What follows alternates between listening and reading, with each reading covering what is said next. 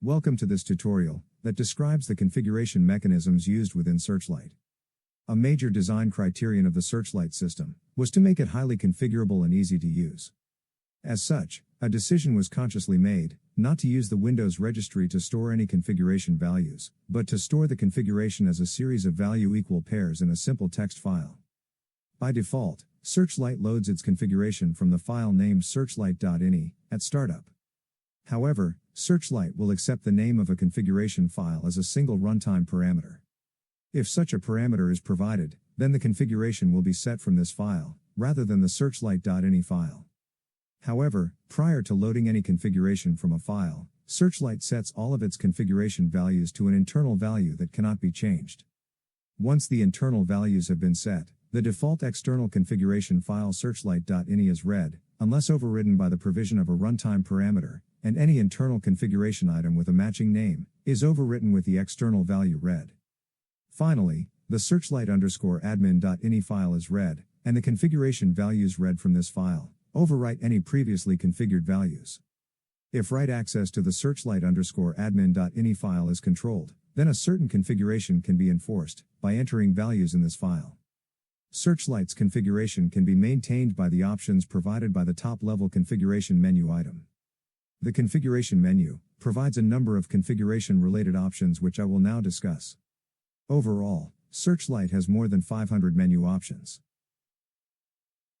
In order to make it easier to access these items, the Edit Current Configuration File menu has a number of submenus that provides access to a number of configuration items grouped together by function. Thus, as an example, in order to access configuration items relating to the visibility of menu items, we simply select the Menus option, whereupon the Editing Configuration Settings dialog is presented. This dialog enables configuration items to be easily edited. Simply select a configuration item from the alphabetically ordered list box on the left, and then change its value by either entering a new value in the configuration value field, or by selecting a value from the allowed values list box, and then selecting Save.